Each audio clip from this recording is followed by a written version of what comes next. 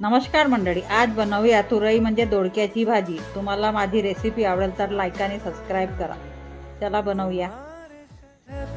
का मौसम बड़ा सुहाना लगे, मैं एक शाम चुरा लूं अगर बुरा ना लगे।